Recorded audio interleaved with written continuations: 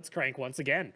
Yeah, Blitzcrank is a solid pickup. It has a lot of presence, has a lot of utility for the team. Makes sense to go for it. You can see that Misty is hovering that Vayne. Vayne has been kind of a de facto pickup against the Blitzcrank, lets you dodge out of the way. But instead, going for the Jinx, becoming that secondary hyper carry. Okay, that's a little bit scary now because it does kind of show whether or not, hey, they don't even need to run that Akali because now we're actually going to see a much more heavier damage threat come out of this bot lane. Interesting to see here though, do we actually see possibly Jess go on something other than the Zed? Do we get to see something like the Ahri? And that does appear to be the case as it gets locked in.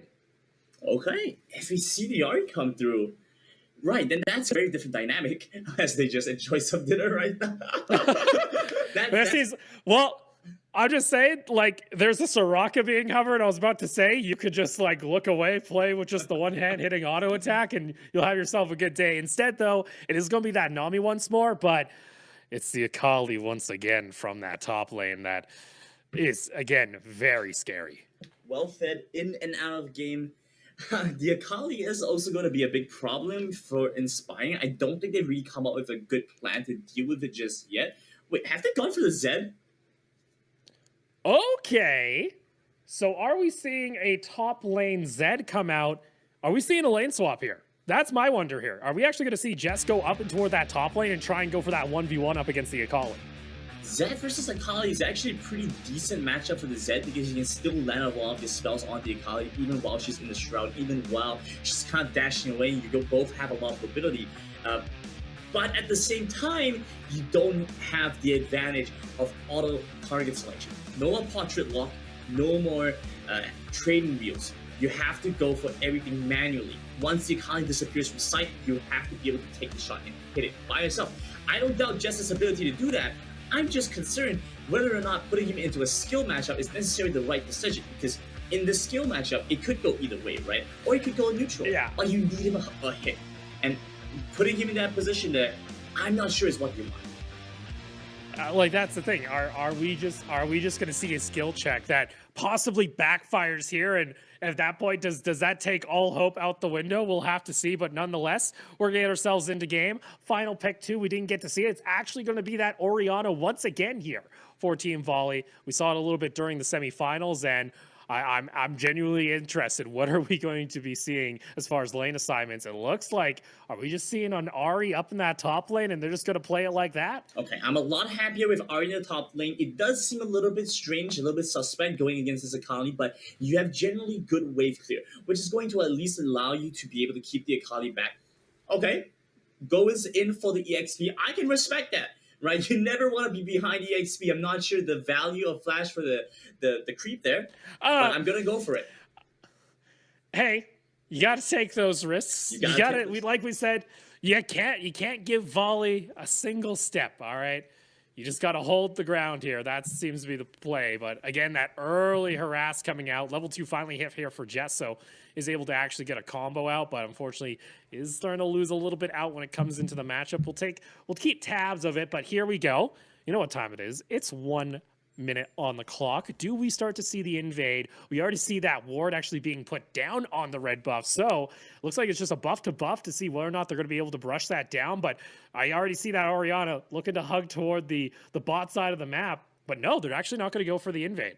Yeah, actually turning things around. They're going to go for something a little bit different. That being said, Musong is abusing Jess in the mid lane right now. I think Jess has had a slightly too easy time against Orianna so far. He's a little bit unsure of exactly what they're capable of. And interesting thing to know as well, he started his 3rd spell, his shield, level 1 against the Zed, so he could walk up and look for more aggressive trades. And this is panning out very well for him right now. Actually goes for the invade. But like he said, goes for the Raptors, goes for the player, and looks for their Mumu kill. Isn't able to find it, but still, good invade.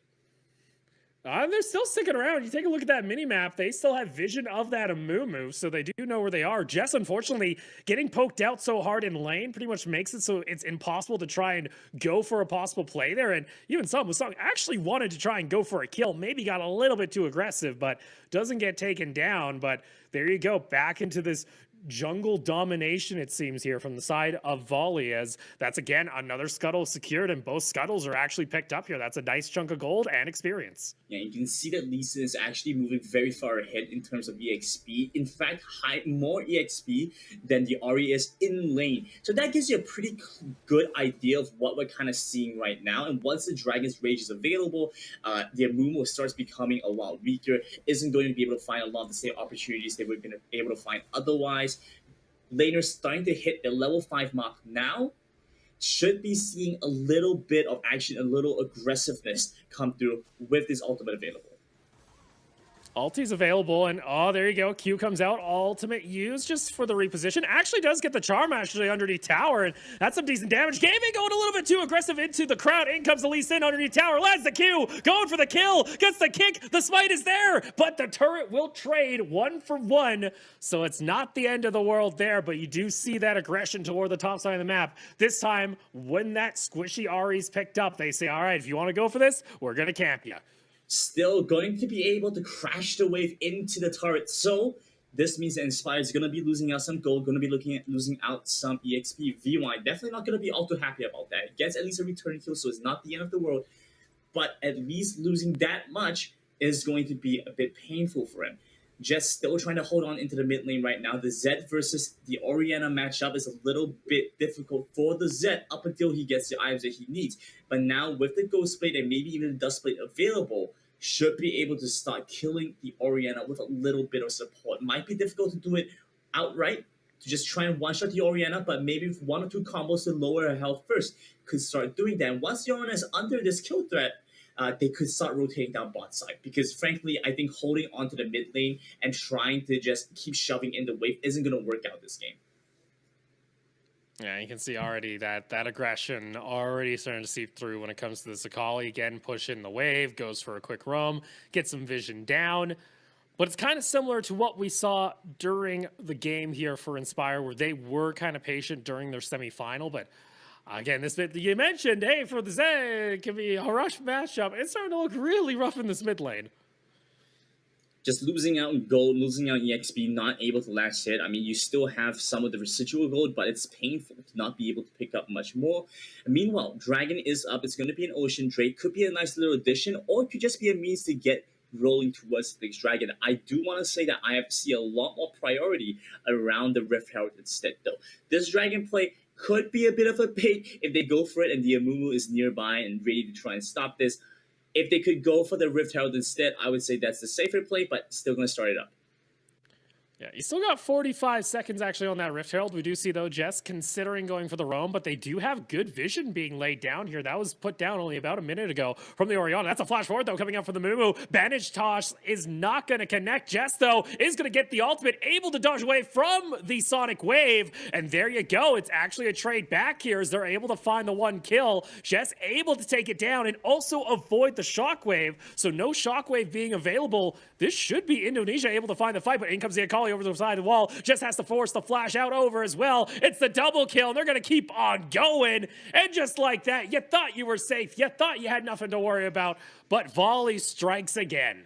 Opal, I have to admit, the second I heard you say the Akali comes in as well, I just knew what was going to happen. My jaw dropped. I watched that fight play out like a picture-perfect movie for Volley there, because we called it out. We said that Dragon might be a little bit too ambitious. It's aggressive going for this way. You don't have an idea where the Amumu is, but the Akali is there, comes in for the cleanup. They pick up the Dragon. It honestly plays out so well for Volley, despite what felt like perhaps a bit of an overreaching move. Now they go for the Rift Herald, and I don't think you have any way to stop this, because Ultimate's coming back available on the side of Volley, whereas with Inspired, they don't have those big ultimates just yet. The cooldowns on those are so long, especially on the likes of the Amumu, especially on the likes of the Zed, where they have to kind of wait it out until they get some cooldown resistance before they're able to look for these big plays.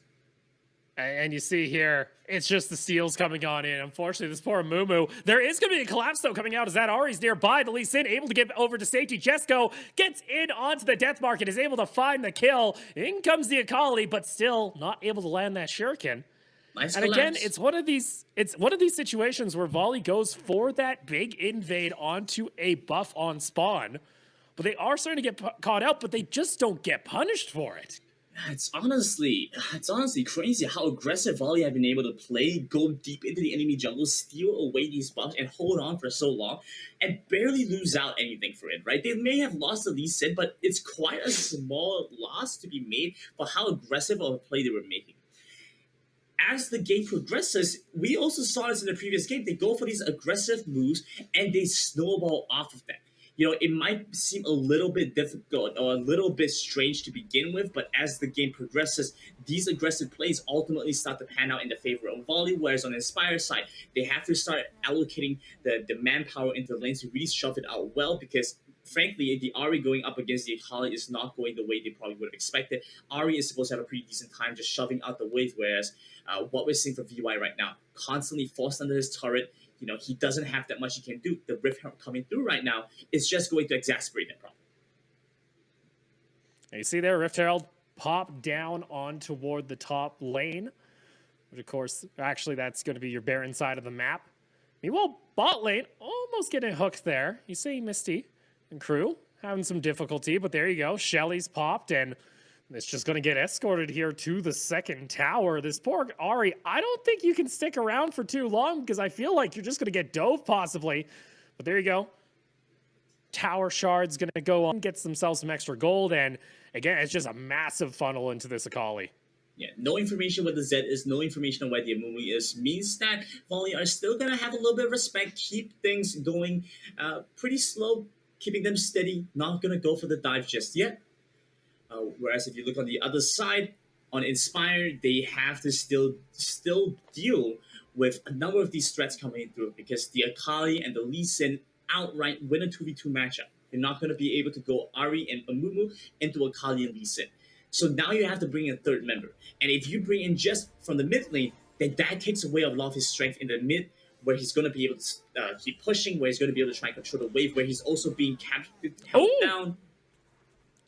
That's a little unfortunate there. It did look like they at least tried to trade back a kill, but in the end, it's going to be a nice little takedown. Not maybe the optimal play here. Trying to get my footing, whether that was in the past or the future. I don't know where we are right now. Past. Yeah, there we go. Oh, no. Okay. No, that was in the future, apparently. There's your engage onto the Nami. I was wondering where this was, and there you go. They trade 1 for 1. The Jinx, though, able to get 1 kill. Looking for a second, forces out the flash out of the Blitzcrank. Now we see a bit of a repeat. They're going over to try and harass for the blue buff. Once again, Dylan's still going to be... Oh, looks like it actually got stolen away. Do they have the blue buff? No, I don't see blue buff on either one. Oh, no, that's unfortunate. You did see those shockwave being used, fishing for Jess. Meanwhile, the dragon was also taken by the Lee Sin, and this is one of those situations, once again, with Volley, where the kill count, it's still only 5-5, but the amount of objective control, lane control coming out from this team and siphoning gold from the jungle, this gold lead is much more than probably what you're expecting, especially when the game's this close, especially when the Lee Sin has 2 levels over this poor Mumu. Right, I mean, you might be even in kills right now, and that, of course, was just broken, but you might be even in kills, but honestly, the disparity in terms of gold, in terms of in terms of the levels, is massive, and you have all these additional effects coming in from the likes of the Rift Herald, from the dragons, right? Having stacked 2 dragons already, and now they're continuing to pick up these turrets. Whereas on the side of Inspire, they've barely been able to find good damage onto 1. They haven't even been able to take down the first turret over in the Baron lane side. They got good damage onto it, but it's not down just yet. Meanwhile, second tier tower is going to be completed now by the Akali, so there you go. More gold. I keep seeing little glimpses of the scoreboard, and I just want to see, but unfortunately, I don't think it spells out too well here for Inspire, as, again, it's right around this 9 to 10 minute mark where Volley just picks up the pace and they do not slow down. You even see Mosong looking for a possible shockwave fish there. Keeps on putting it. Actually pulls the trigger. I don't think they actually caught out the Ahri. We'll see here in just a quick sec. Not the case, actually. Able to avoid it. But still, that pressure looming from Volley. Difficult situation for Inspire. They're going to have to try and deal with this the big threat of the Orianna alongside the Akali. And the fact that we're seeing Amu getting chunked out that much off of those few hits is starting to become a little bit problematic.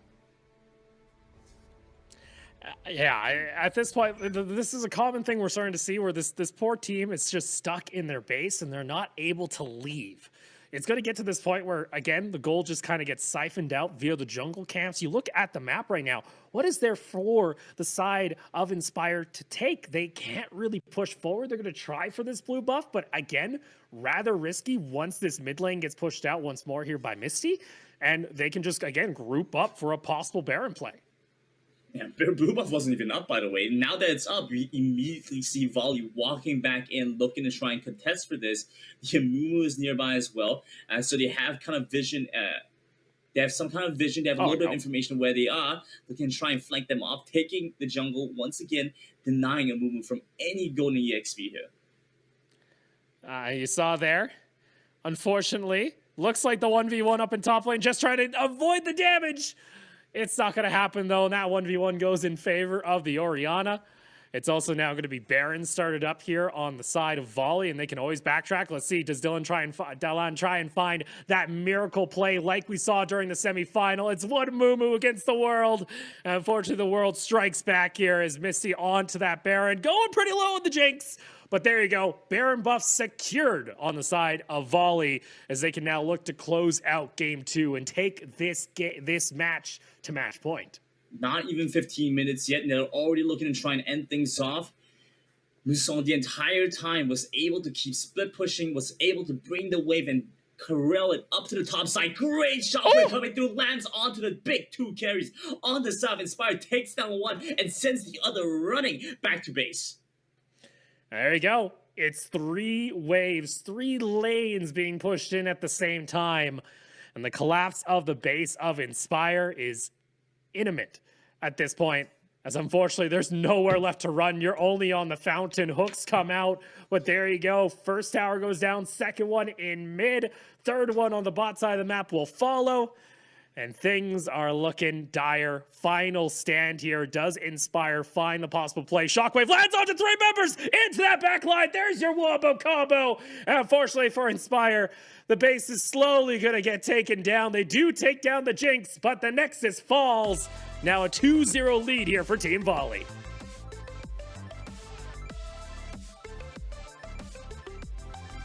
You know what, Opal? I feel kind of bad for every team that was playing Group A on day 1. Right? Volley are the alpha predator. They're at the top of the food chain, and you help them into this tiny room with a bunch of other teams. They kind of eyed them down and said, yeah, no, we're going to go undefeated. In fact, we're going to make it our mission